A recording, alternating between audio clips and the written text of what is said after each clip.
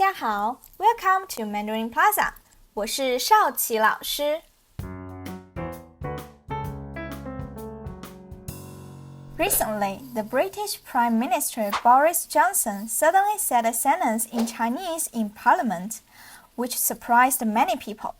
What he said was a rather common Chinese greeting. Let's see how he spoke. 你好，认识你很高兴。His pronunciation of the initials and finals are basically right, but his tone needs improvement. These are his tones for each Chinese character, and these are the right tones for each Chinese character, so he only spoke two correctly. But these are actually the tones we pronounce in real conversation. And why? As you may know, there are some tone change rules in Chinese pronunciation, and the third tone change is a typical one and contains two rules. First, if there are two third tones one after another in a word, then the first third tone should change to a second tone. So here it is 你好 instead of 你好. As you can feel, it's really hard to say two third tones together, right? Another rule of third tone is called half third tone. If the third tone appears in the middle of the sentence, then you just need to pronounce it as a low tone.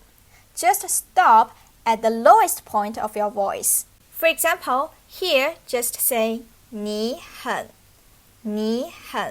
instead of 你很.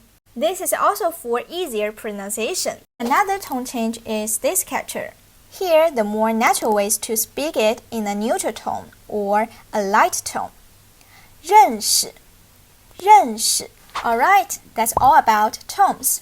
And another thing to notice is the sequence of the sentence. 认识你很高兴 is correct, but we prefer to use 很高兴认识你, similar to the sequence in English, nice to meet you. Next time when you meet a new Chinese friend, you can use this polite and authentic greeting, 很高兴认识你. And the response could be, 我也很高兴认识你. Okay, that's about all for today. If you think this was helpful, please give me a thumbs up and subscribe to Mandarin Plaza. See you next time.